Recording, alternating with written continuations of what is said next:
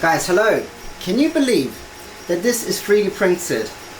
I just spent the past 2 months or so researching all the different methods that people have tried to make clear resin prints as crystal clear as possible. And I think this is pretty good of a result. Now of course there can be many variables like different thicknesses, different kind of prints, if it has infill or not, if it's hollow, if it needs to be thin or fat, if it needs to actually show text through something, for example, if it's okay for it to be true to color or if it's okay for it to yellow. Is it going to be a display piece or does it need to be 100% transparent so you can actually read text through it?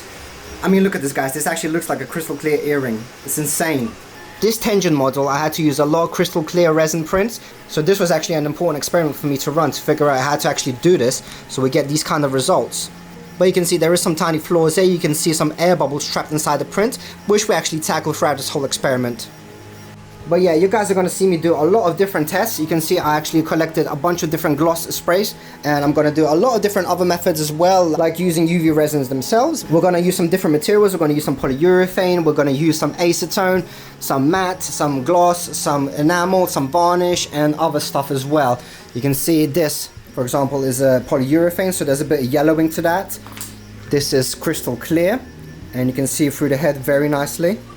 But since the body wasn't hollow, you can't see right through that because this is one of the things that we need to tackle. We couldn't actually get the gloss to go underneath it. After doing quite a lot of tests, I find that it's not really a walk in the park. There is quite a bit of trial and error, and as you can see, like starting from these are terrible. And this is about as best as I can get it, and to be honest, this is pretty good to me. You can see right through it. But I just want to discuss some things that made no sense to me. So, for example, people say that to get best results, you would brush on resin and then cure it on top. This is what it would look like after IPA. So as you can see, we've got gems that are printed, and this is finished basically on top of a printer waiting for me to take it off and clean it with IPA. So people are saying you would brush on resin and then cure it, but what is the point of that if it's already there? So it is dripping resin, so why don't we just cure that on top of it, which I did try. So you can see I went through loads of different variations. It's got a bit of dust on it because I left this out for actually like 2 months because I was having a bit of issues. I'm getting somewhere with these results. So let me walk you through all the things that you shouldn't do, and in the end I'll show you the whole process of how I do it from start to finish. And when you do actually do it the way I do it for this, it is pretty straightforward, but you need to keep a few things in mind to get these kind of results. So people would be saying just brush a layer of resin on top of your clear resin print and then cure it under a curing station like this. But this is the result I got, so it just came out rubbish. So by that logic, instead of actually brushing the resin on, the resin is still on the actual print. So after removing the supports, I would put those pieces on some newspaper, for example, and put my curing station on top of it and just cure it. But it just didn't do anything. As you can see, it just looked like shit and it yellowed eventually. Then you have other recommendations where people say you could use a clear coat finish. So I have actually quite a few different kind of finishes. So I have a polyurethane finish here, is clear gloss. So what I do for this, for example, I would first remove the supports, clean it with IPA, cure it under my UV curing station, and then I would spray it with polyurethane gloss. However, polyurethane gloss, although you can see right through it, it goes yellow a lot. This is the exact same as this one, but instead of gloss, I use matte coating, so that is not transparent at all. Some people say that IPA yellows, so what I try doing here is just clean it with water and a brush, and this is with the standard Anycubic clear resin. So all these prints are printed with Anycubic basic clear resin. Okay, now we're getting slightly better. So you can see these haven't yellowed much. And for all of these, I've done pretty much the same steps. So I would remove the supports. I would clean it with IPA, cure it under my UV curing station, and then spray it with my RUST-OLEUM crystal clear. So the best result I got is this crystal clear, and I think the actual kind of spray can that you use does matter quite a bit. There are different types of clear finishes like enamel, acrylic. I'm not exactly sure what this is, but this does the job. I'm not sure what this is, so basically just clear sealer. Polyurethane is extremely good. It's extremely hard, and it's good for protecting things, but it yellows, so we can't reuse that because although it's transparent, it's no good to us. This did come out great, and this is the same finish like this, but I've got different results here, and I'll tell you why in a second. Also for comparison, here I have this printed in FDM with filament. And as mentioned, these are not sealed at all, so there's no spray paint, there's nothing on it. So this is how it would be after IPA. So these two are actually using the resin on top. So I thought I would try what people I would assume have meant, which is, first of all, remove the supports, obviously, clean it with IPA, but instead of dipping it in IPA, which could be dirty or contaminated, we would spray brand new IPA instead of dipping it. So that's step one. Then of course curing with my UV curing station, and then I would brush the resin on with a brush. The problem with a brush, it is streaky, thin, and the brush leaves residue. So this, to be honest, looked very similar to this, so I didn't even see anything. And then after I would brush it on, cure it with UV, I would then have to obviously clean that residue off, won't I? So I cleaned it with spray IPA, and we're pretty much back to square one, so it's pretty much exactly where we started. This, on the other hand, is a little bit different because I done the resin slightly thicker and I didn't use a brush. I put latex gloves on first. I would dip my finger and then I would rub it on that. But I only done it to one side at a time. So let's say I rub my finger on the inside. I would let it flow through, so it's quite a thick layer. I would let it flow through like that, and then leave it for 5 minutes, and only then I would put the UV curing station on top. And then I will repeat it for the other side. But when we get to cleaning the excess residue of the resin off with IPA, we are back to square one. So again, this is just no use at all to me. Okay, so for the best results that we got here, which you can actually see the text through it, very similar steps. So first of all, I would remove the supports, clean it with IPA, but fresh IPA, not dipping it into IPA like this, for example, that I've used to wash like maybe 20 printed pieces. You can see this is the residue of ABS like Pro dipped in IPA, and eventually it gets really dirty. So imagine putting clear printed resin pieces in that. Of course that will get contaminated and it won't look as clean if you were to clean it with a spray bottle in a sink, for example. So we've got the supports removed. We're going to spray the piece with IPA and clean it off. Let the isopropyl alcohol dry off and leave it for around 10 minutes to make sure it's free from any excess IPA. Cure it under the UV curing station for around a minute, and then we'll get to the magic, which is the crystal clear protective coat. However, it's quite specific the way you do it as well. So first of all, in the first or two coats, it might get cloudy first, but a way to eliminate this is by making sure that you spray it in a warm temperature. If it's winter and outside it's like 10 or 0 degrees, it's going to start fogging. And the distance of the spray also matters. So if you've got the spray can like that far away from it, it won't receive a full blast of it. You need to do it around 10 centimeters away from the object with quick and short bursts. And best way to cover small objects like this is just super glue a tiny little stick to one area of it that could be just pried off. So let's try pry this off. You can see that pries off pretty easily, but this way we can actually easily rotate it. Anyway, enough talking about how I did it, and let's actually put it into action. So first things first, make sure you handle anything resin related with gloves. And I don't use thin latex gloves anymore. I use like these for handling supports and removing them. Undo that, very carefully move it to your tray. So I like to make sure I have a bin next to me. Remove individual print.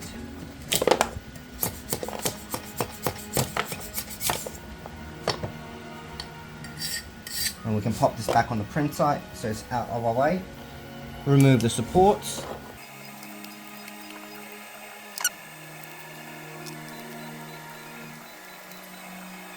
And now we can get onto the cleaning process with the IPA that we've got here. And you can see this is not recycled IPA for crystal clear. You need to use brand new IPA. So let's start off with the big one, and you can see it's semi-transparent right now and not as good as it could be. So, and as soon as we spray the IPA, it's gonna become like how we want it to be in a way, like super transparent. So I'm just gonna wash it with my gloves like that and just repeat the process, just keep spraying it. I would advise wearing a mask for IPA. To be honest, IPA is much more fume intensive than resin itself. Make sure to get it in any crevices.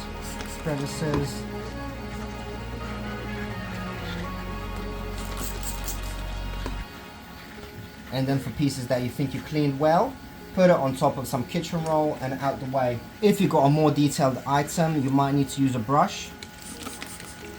Actually, I should clean my gloves as well.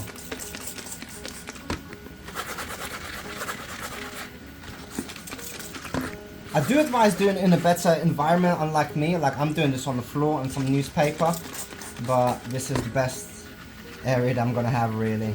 Lots of IPA. Yes, this is pretty wasteful on the IPA side, but for quite a specific task like crystal clear prints, this is what we're gonna have to do. We're gonna have to sacrifice some IPA and not recycle this. And now we're gonna leave them to dry for like 5 minutes and come back to it. We don't want to rush the drying process, but IPA dries rather quickly anyway. Whilst waiting for these models to dry from the IPA, you might be tempted to use some kitchen roll to speed things up, but I really advise on not doing that, because even kitchen roll can leave micro residue of toilet paper, leaving with little streaks like this. Although we got this pretty crystal clear, it is not as clean as it could be, and I believe that was caused because I rushed it with cleaning it with kitchen roll. So I do advise just leave it and wait for it to dry by itself. Well, I suppose you could use a hairdryer, just nothing that actually smears any other residue. And as we are going to be working with clear sealant, I want to show you a quick trick with it as well. So you see, for example, this item I got a bit cloudy, and the way that happened is because I wanted to fix a little scratch. So I had a bunch of super glue here and super glue here, and now I've got a new one here. So let me just show you what I'm going to do. First of all, you can recover this item so it looks like brand new with some sandpaper, and it's going to make sense why I'm showing you this, because we're going to be using the clear sealant. So it's going to be doing the same kind of thing with the clear pieces that we're going to be finishing. So start off with sanding it, some water. Basically, I'm just getting rid of that scratch. And this is 120 grit. Then we can go up to 240. You don't need to do this much. And then lastly, 400. Don't need to go up very high because the clear sealant is going to fill in all these scratches anyway. I'm not going to sand that low though.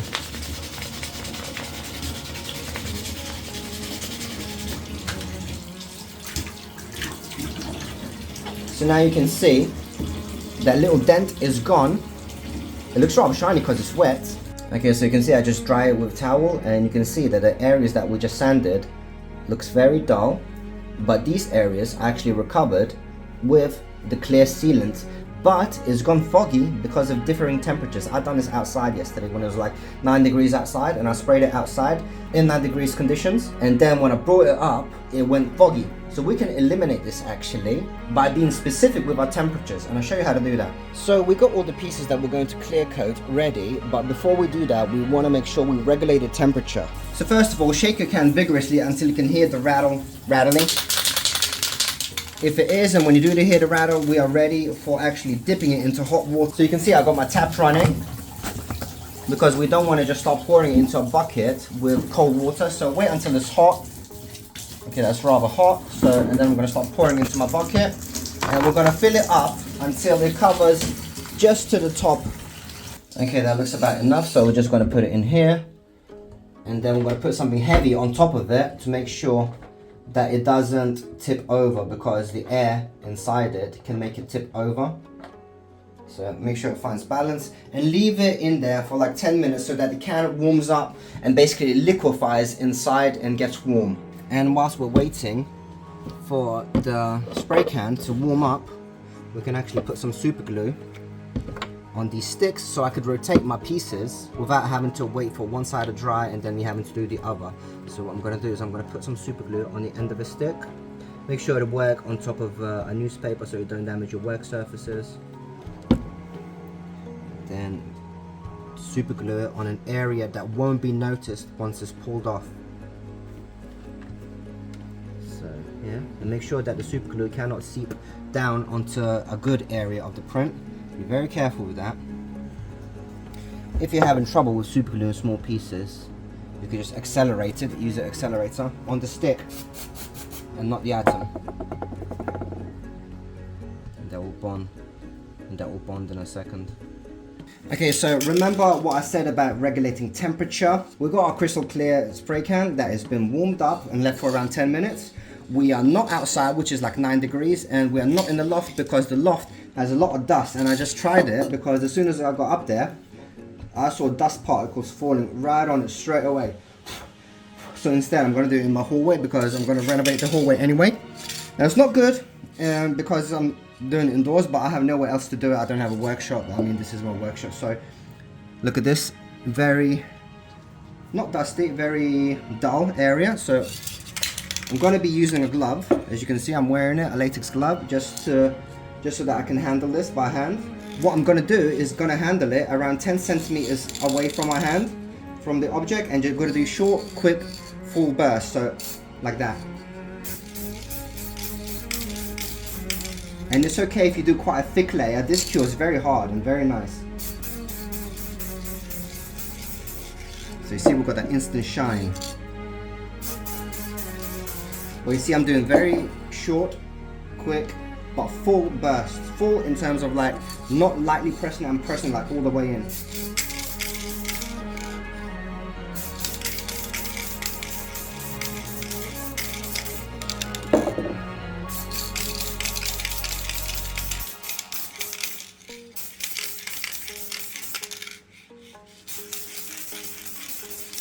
I do advise to wear a mask during this process.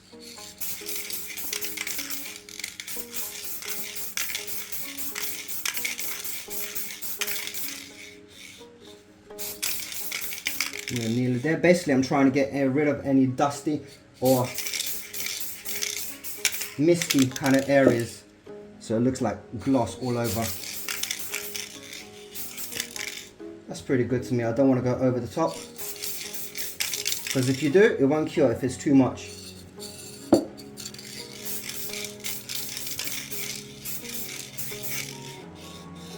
But you see what I'm talking about? The distance is very important, because the closer you are, the easier it flows through. So look how good this looks now, like brand new.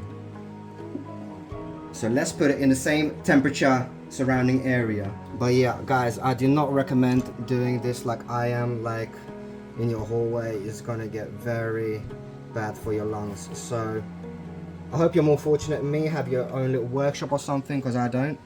But I gotta do with what I had. But for the gems, we're gonna do a much smaller amount of spray. And if you have a cat, make sure to put it away so it's not in a hallway like me, because he would step on this. I know he would. Okay, so I'm gonna start off with a smaller piece. I'm gonna leave the biggest one to the last. And exact same process, we're just leaving it like 5 to 10 centimeters away, and short, quick bursts. And we're gonna do in total around 5 coats. So we're gonna do this once now, and we're gonna wait around half an hour and do it again. So make sure we get into all crevices.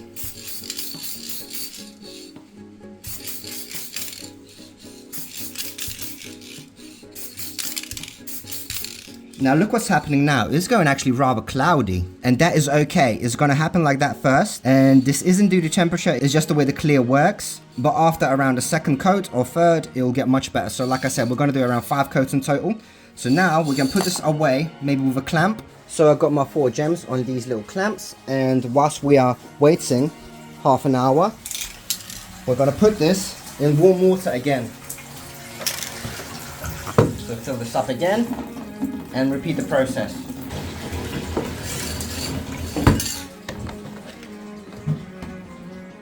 Okay, you see it's been around 20 minutes, and as long as it's exposed in the same temperature as where you sprayed it, it should stay the same. So no temperature change, happy days.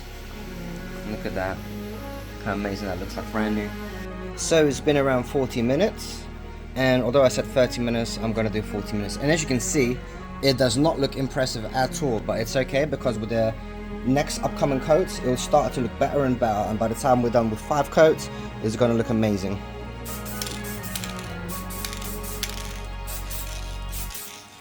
No more than that. And you can see it's gonna go cloudy. The gaps are gonna start filling.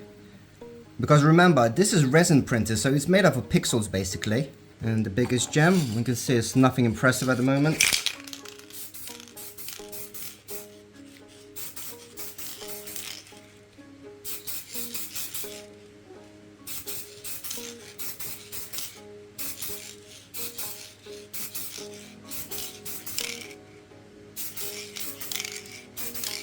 And again, very cloudy at first, but it will start improving around 3 or 4 layers in.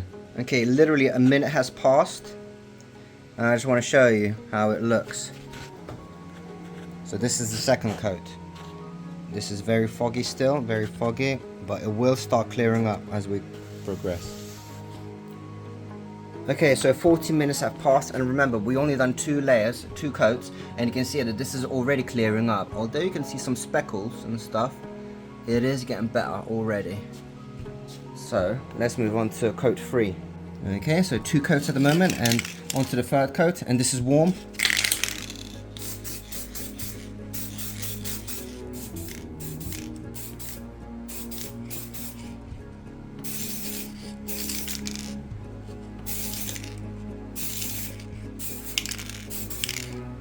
Okay, you can see it's going cloudy again. But again, I'm going to go put this in hot water and leave this for 30 minutes. Okay, so this is layer 3, coat 3, and let's move on to coat 4. You can see the transparency is getting much better now.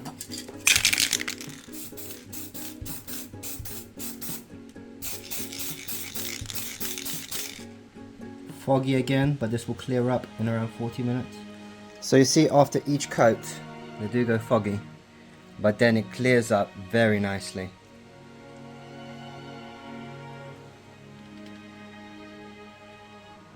So I think we'll do one more layer after this, and then we'll see how it feels.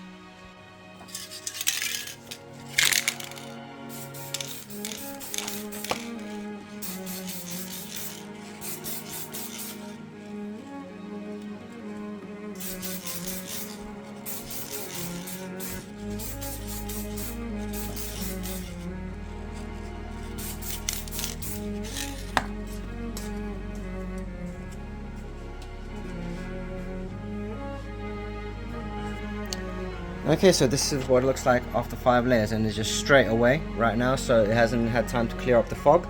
But also another thing that you guys should notice is the orientation of how I'm letting them dry. So they are flat.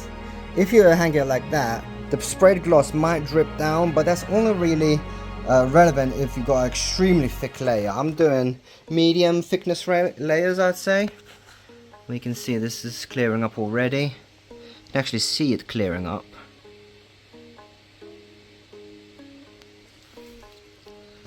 This looks great, look at that. Well, I mean, it looks foggy, but it looks super even now.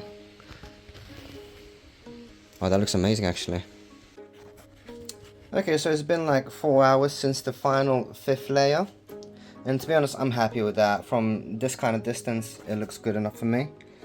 I don't think doing any more coats will improve it. I think the imperfections come from the print itself, which is, you can see this kind of imperfection, but when you look at it from far away, they look great. I think the small one is a bit better actually than this one.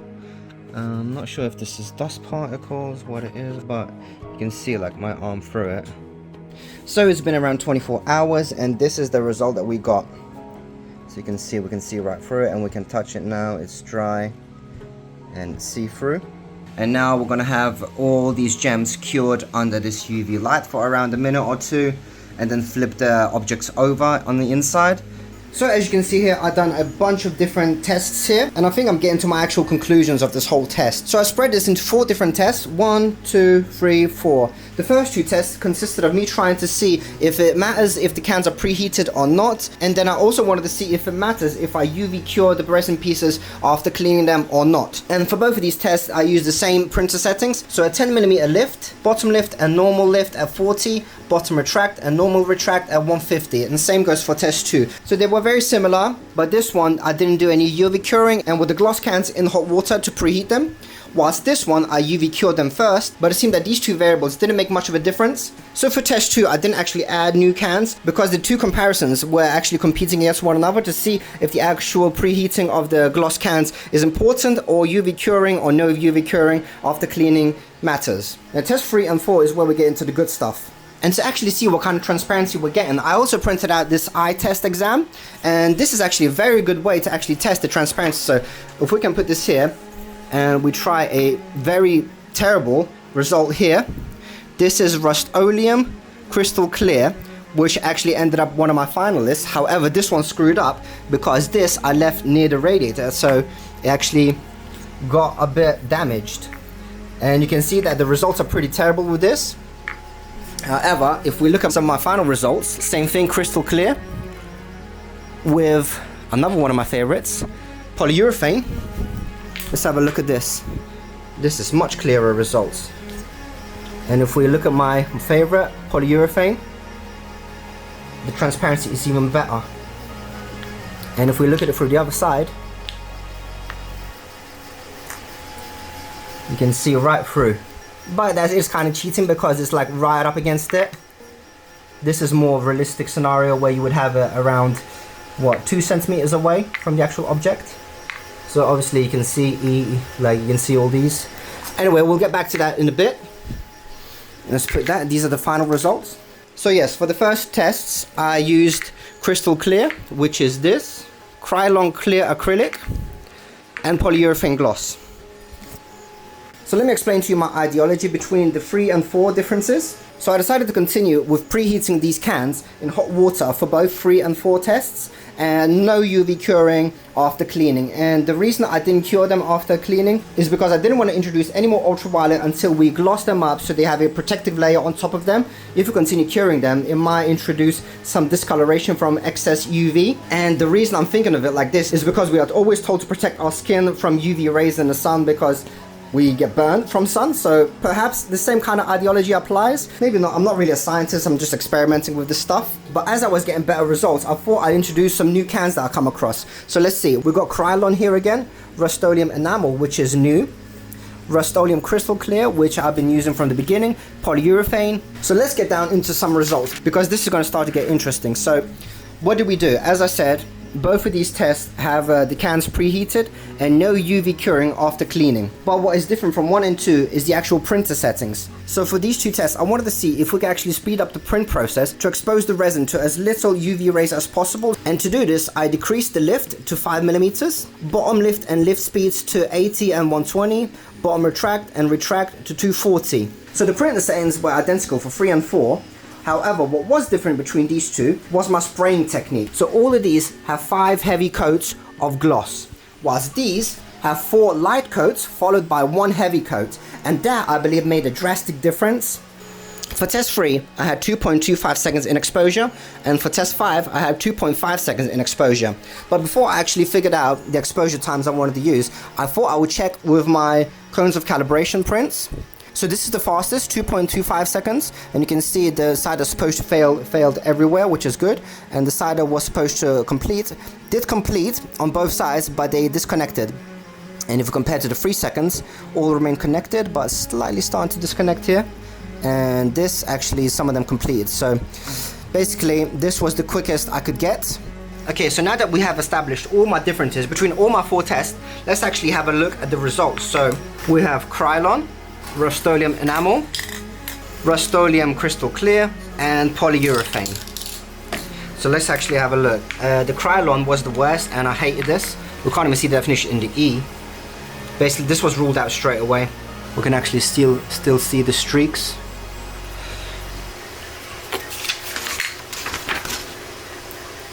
Yeah, this was definitely a no for me. I didn't like this at all. RUST-OLEUM Enamel, much better than the Krylon, but to me it's not good enough. And you can see some of the streaking anyway through it. Let's have a look at it close up.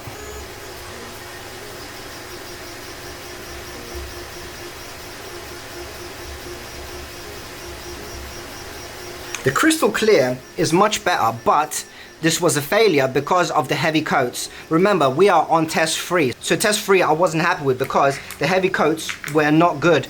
You want to do 4 thin coats followed by 1 heavy coat. So Crystal Clear actually ended up being one of my favorites, but like I said, this is a bit hazy, so I'm not very happy with this. You'll see in our final results that this is one of the best actually. However, the Polyurethane is 100% the most transparent, even with the heavy coats. Once the heavy coats cure, the actual streaks disappear. Look at that, this is actually incredible. Like this is, remember, this is all heavy coats, but this is so transparent. This is yellow as hell. So not very ideal. However, for the final tests, I did come across this, polyurethane varnish, non-yellowing. So we're gonna get into this in test 4 in a minute, but let's just review. So Krylon is a no-no, Enamel is good, but I had to import this from USA for like £30, so it's really not worth it because it's nowhere as good as the crystal clear anyway. Obviously this one's a bit hazy, but in test 4 it's going to look much better.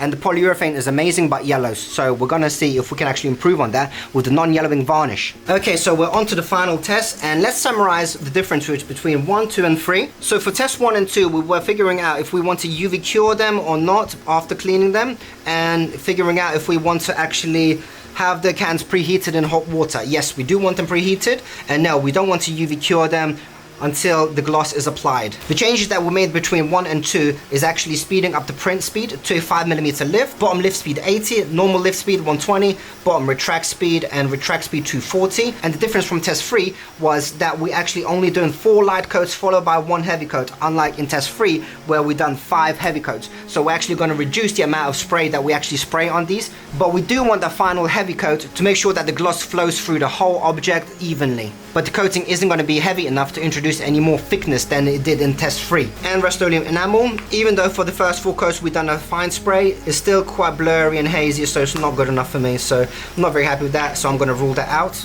The enamel is a no-no. Polyurethane, as I mentioned before, this is like very good clarity, but of course it yellows, so although I do love it, it's too yellow.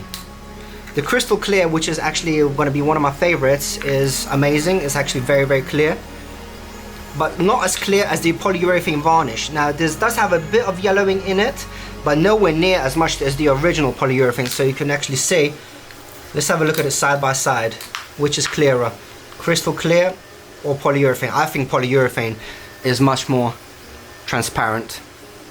So yeah, the polyurethane gloss is a clear winner to me. What about the original polyurethane versus the polyurethane varnish? So polyurethane finish versus the polyurethane varnish. This isn't advertised as non-yellowing, while this is. And although there's a hint of yellowing, it's nowhere near as severe as this. So let's compare them side by side.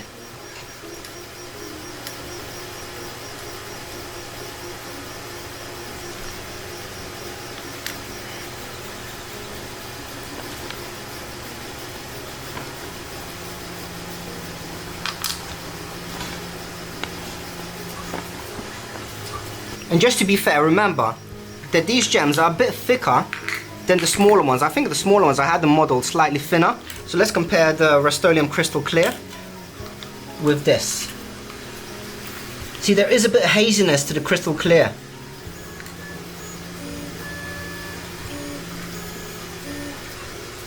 But yeah, I will definitely leave the results as the best cans being this.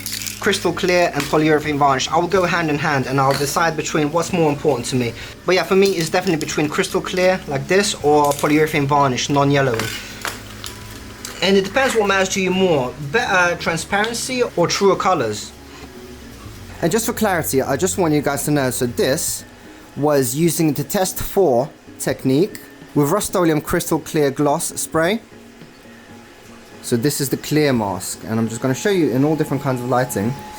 So this isn't as see-through because it has a lot of different texture details. So yeah, crystal clear using my test 4 technique, which is 4 fine coats followed by 1 heavy coat. The can is preheated and this hasn't been cured with UV light yet. And this is also Rust-OLEUM, but this is polyurethane varnish. So remember, the polyurethane, the first one we used, which was this one, that is the yellowing one, which doesn't advertise non-yellowing. This one does advertise as non-yellowing, so this is polyurethane clear coat varnish, non-yellowing.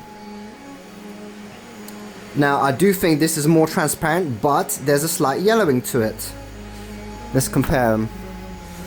Let's just see how it shines through. This is the crystal clear.